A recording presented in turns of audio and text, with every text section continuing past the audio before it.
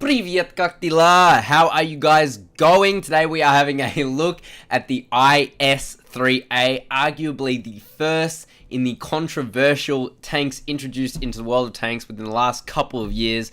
This tank is a tank that many people have very mixed emotions about. I personally don't really like it, but I'll tell you guys why.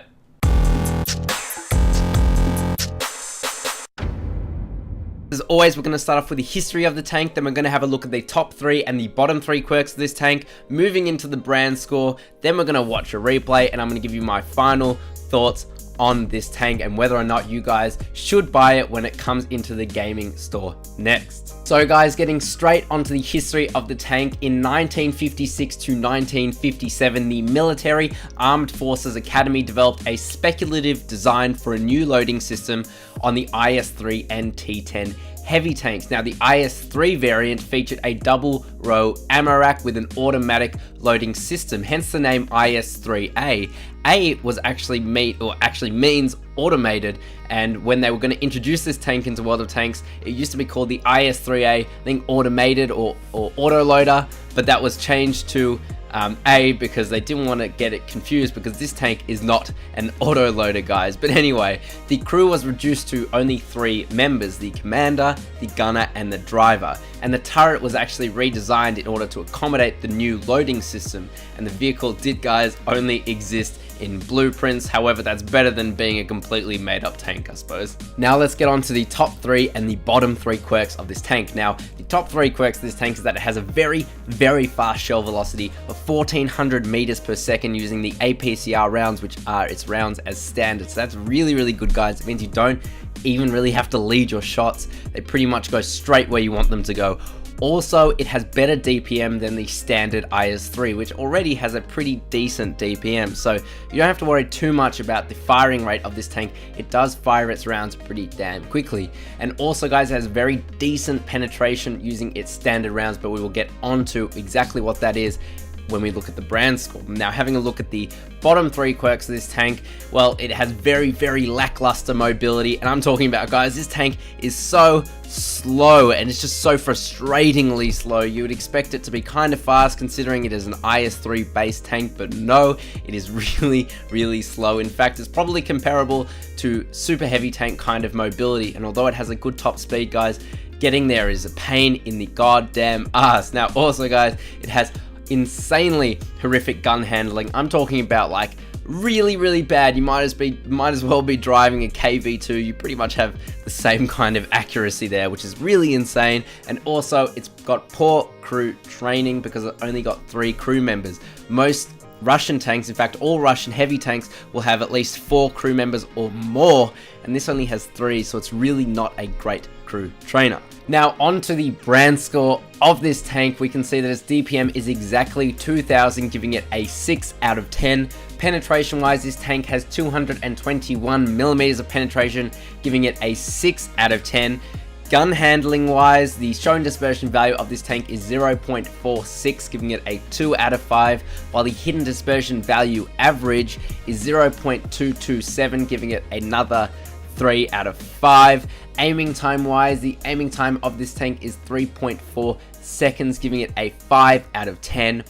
Gun vertical movement wise, the gun depression of this tank is only 5 degrees, and that gives it a 2 out of 5. And the gun elevation of this tank is 19 degrees, giving it another 2 out of 5. Now, survivability wise on this tank is quite interesting. The armor strength of this tank definitely used to be god tier, guys. Back before all these premium tanks were introduced, they had very great penetration, armor, etc. So now the armor on this tank is just meh.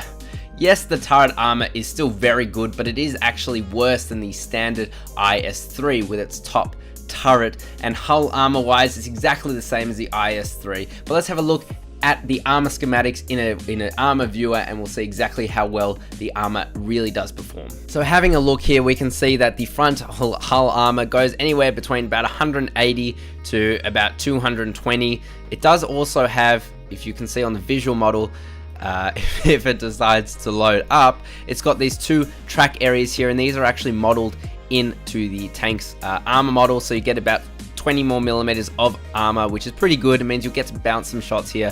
But overall, guys, don't expect too much from the armor. Yes, you will bounce some shots for sure, but the hull armor of this thing isn't amazing. Of course, the side armor is actually stronger than the front armor, and you can get ranges of anywhere between 270 to 1,000 or so in terms of the penetration, but below this kind of spaced armor area up here, it is pretty flat and things will be able to go straight through. The rear armor of the tank is nothing special. Turret armor wise, it is of course very, very good, but it's not incredible, because if we have a look at the top, it's still got that overmatched weak spot. You can overmatch this with anything 61 calibers or higher, or over 60 calibers in guns. So if you've got a 90 millimeter gun, which is probably one of the more common gun caliber sizes that you'll meet at when you're playing this tank, yeah, it's definitely going to be overmatched if they shoot your turret roof. And it is quite a low tank as well, so it's not too hard to do it, guys. But otherwise, the hull armor is meh,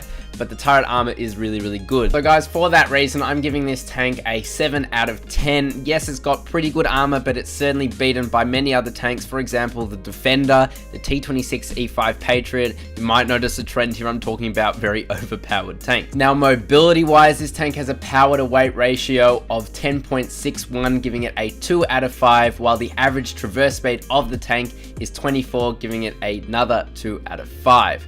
View range wise, the view range of this tank is a pretty poor 350 meters, but it's certainly not the worst in the game, so it gets an 8 out of 10. The concealment while stationary value, or its camouflage value whilst not moving or firing the gun, is 6.84%, giving it a 3 out of 10.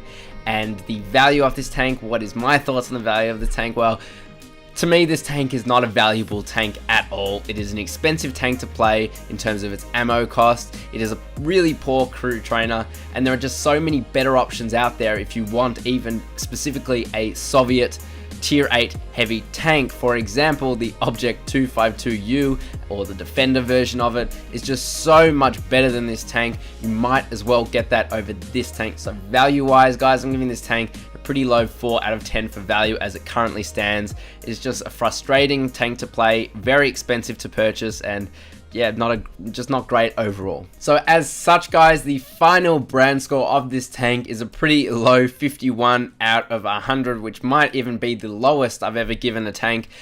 The power for tier value of this tank is just really not good. It's just not a great tank to play. And yes, if you're in a tier 6, tier 7, tier 8 matchup, it's great, but you don't see that very often. This thing can see tier 10. It's really just not a great tank at all. But anyway, guys, enough rambling on. Let's have a look at some gameplay and see exactly how well this tank performs in game. So guys, here we have La Alpha Volpe. I think I'm just gonna say Alpha. Here we have Alpha playing on, of course, Paris. You can tell because of that beautiful Eiffel Tower. It is just an absolutely gorgeous map, this one, guys. And yeah, anyway, enough. I don't even know what I'm doing anymore. Enough of that, guys.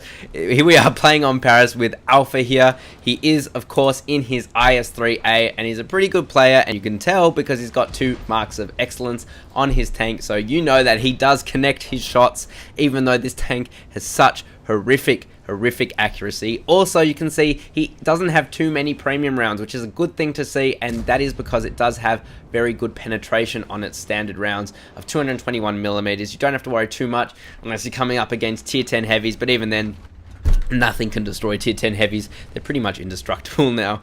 But anyway, he is in a top tier match. He does miss his first shot, but that was a bit of a clutch shot, so not too surprising there. That IS-2 is trying to side scrape, but his ability to do so is not great, to be honest. So he is putting up in a very kind of offensive position, but to be fair, the IS-3A, being a top tier, does have very good effective armor against these tanks coming up against him, so he can play pretty aggressively. It's only really tier 9, tier 10 games where he will struggle. There at T29 pops out, and of course he bounces off the frontal plate of the tank, but look how huge the bloom is, guys. To be able to hit any tank, even at that kind of short range of probably only, what, 50, 100 meters max, is so difficult in this tank. It's just got such terrible dispersion values. So will he be able to connect his shot? He does, and he rolls pretty much average while the T29 bounces, which is quite impressive considering the angle his armor is on at the moment. Of course, the lower he is, the less effective the angle of penetration, or the more effective the angle of penetration, I should say, is for the enemy. So he doesn't really have to worry about this KV-85. He can completely rush him and not really expect any damage. Of course, he does donk that shot completely, and it goes somewhere into the air and lands probably over in Belgium. Certainly doesn't land anywhere near him. And of course, he bounces that KV-85, which is using the 122mm gun. Probably not the greatest gun choice, but whatever, it's up to him, right? But that KV-85, even with premium rounds, is definitely going to struggle to go through the front of the Alpha, and he is side scraping with that very troll side armor, guys, so he doesn't have to worry here too much.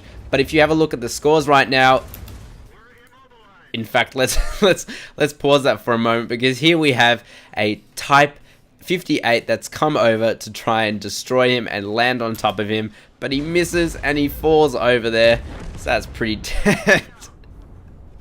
that's just pretty damn hilarious. I want to say that again, guys. I'm going to go back a little bit. My apologies. So, oh, if we zoom, oh, this really doesn't want to do it. Let's go out to this view. Here we have the Type 58, very excitable here. And, oh, I'm very excited for this. He notices Alpha here. He gets shot, and he still goes for it, lands on top of him. But he doesn't seem to do any damage to La Alpha. In fact, he really just, or maybe he does do a little bit of damage. That was a bit of a glitch, but I can't believe it. That's just hilarious. And Alpha notices and takes him out and destroys him. So that was a pretty fun kind of thing. But anyway, getting back to the game, you can see that his team was struggling, but it's starting to catch up now. Scores are 4-6 to the enemy team. So he is doing pretty well there. And RNGesus bounces a shot off the KV-85, which has pretty poor armor, and yet he bounces anyway. So look at that. Whatever. Anyway, the scores are now really being pulled back by the enemy team, being 4-9. He's not doing too well at all. Well, he is doing well, but his team isn't doing well in the slightest. He's done just over 1,600 damage and blocked just over 1,800 damage, which is very impressive. But to be fair, he doesn't have to do much in this game to block the shots of his enemies, because yeah, it's not too hard. He auto aims here, zooms in for a second, and was able to hit him, which is a pretty fantastic scenario for him. So he's on his 3rd kill for the game, which happens to be most of the kills from the enemy team. But his team is just starting to really slowly fall apart around him. All he's got left on his team is a T29.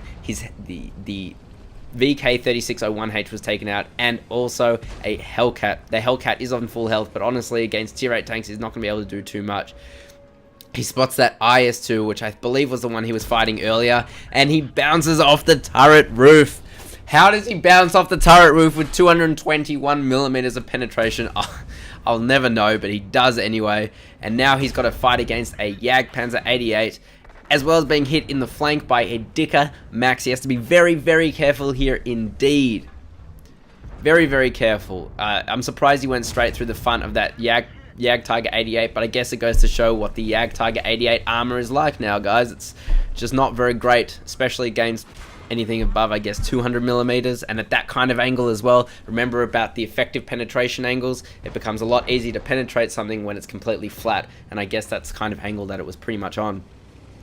So he needs to be careful about that Dicker Max, but he also needs to be careful about that Jagdtiger 88 and pretty much every other enemy tank on the enemy team. And props as well to his Hellcat, who is having a very, very difficult time over there against the Jagdpanther and E25, but he's still holding his ground until he's finally destroyed.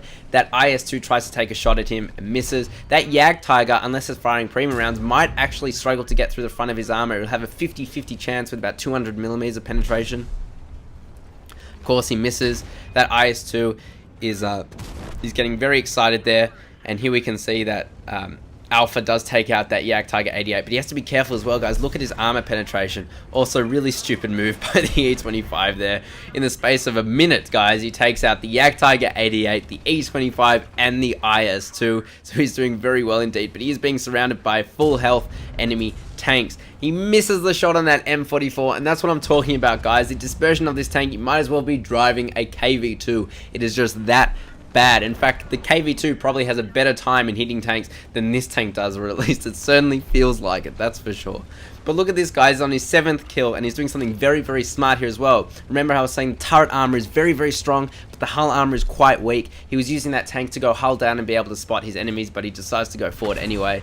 That Digger Max is firing HE rounds at the side of his troll armor. No point, it's just going to hit the spaced armor, and then it's just going to explode next to his tracks. That Dicker Max again tries to ram him. It seems to be the theme of the day, but so far he's down to a very, very low health, and he's got to be very, very careful here, and he goes down to that hull down kind of position, or to be able to side scrape. Now that Jagdpanther only really needs to fire HE rounds at him to be able to take him out, but he doesn't, he can't take him out, and Alpha takes him out instead, getting his 9th kill of the game. Absolutely absurd. He came across all these enemy tanks and still somehow managed to survive, which is absolutely incredible. But now he's got to be very, very careful, because artillery, if it even splashes him in the same country, it's going to take him out. So he's got to be very, very careful indeed. That M12 has a very, very nasty, nasty big gun on it, so he's got to have to go and find him.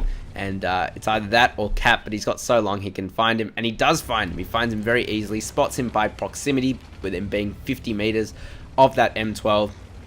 And this is a very dangerous situation indeed, because, I mean, if he can hit him, he can take him out in one shot, because he's only got 350 hit points, and you'd have to roll very, very low. In fact, I don't think you could, or maybe you could actually. If he rolled too low, he wouldn't be able to take him out in one shot, but the chances of that happening are very, very slim indeed. But he does have to be very, very careful, because he doesn't want to get splashed, as I said. But it looks like he's going to give his broadside to him, which is quite dangerous indeed. But he takes the shot, he misses, and Alpha takes him out. That was very, very risky, but I guess it paid off for him in the end, because, guys, boy, did Alpha do very, very well in this game. Let's have a look at the post-game stats to see just how well he did. So, of course, guys, he goes home with a Mastery Badge, Ace Tanker, a Hand of God, a Bruiser Medal, a Duelist Medal, a Fire for Effect Medal, and a Shellproof Medal, and he wins a plethora of epic medals. He gets a Pascucci's medal for destroying 2 or more enemy SPGs in one battle, a Kolobanov's medal for destroying awarded to a player who stands alone against 5 or more enemy tanks. Wow, that's absolutely insane. And a Pools medal for destroying 10 or more enemy tanks. Absolutely insane. A Steel Wall, a High Caliber, and a Top Gun, but who cares about any of that, because he got three epic medals. Absolutely insane. Of course, he did the most damage on his team, and by far carried his team, guys, by far. Also, shout out to that Hellcat again, who really did stand his ground and punched his weight, definitely punched above his weight in this game. Very well done to you. But having a look at just what he did, he fired 24 shots and 20 hit and only 16 penetrated. Guys, this gun is more troll than that troll cannon, the old BL-10 on the ISU-152. It is just such a terrible gun. I can't even describe how terrible it is. It did 5,267 damage, which doesn't really show how terrible it is, but I promise you guys, it truly is. He blocked over 4,000 damage with his armor. Of course, remember guys, this is a tier 8 maximum game. If you get into a tier 9, tier 10 game, good luck blocking pretty much anything unless you're doing it with your turret, because the hull armor on this thing just really isn't that great at all. And in total, guys, he did 1,685 base experience, making 169,000 credits in the end, which is absolutely insane for this game. However, do note that he did get 70,000 credits from personal reserves, or from having a booster on the tank, so it's not all that accurate. But anyway, guys, this shows you that this tank can be profitable, but with the rounds and whatnot, it isn't actually that cheap to run. You can see that he did spend just over 32,000, or just under 32,000 credits, and that was barely firing any premium rounds, so do keep that in mind. But anyway, guys, let's go back to the garage so I can give you my final thoughts on this tank. So what are my final thoughts on this tank, and would I buy it again? No, not at all, guys. To be fair to this tank, it was a good tank when it first came out, but now the Lerva even is such a much better choice. There are just such better alternatives to this tank in pretty much any way, depending on what you want. So yeah, guys, I would steer clear of this tank until it's buffed, until it's given some sort of standing in the game. It's just really not good at all. But anyway, guys, thank you so very much for watching. If you are new to the channel, please do consider subscribing, leave a like, leave a comment down below, and I'll catch you next time.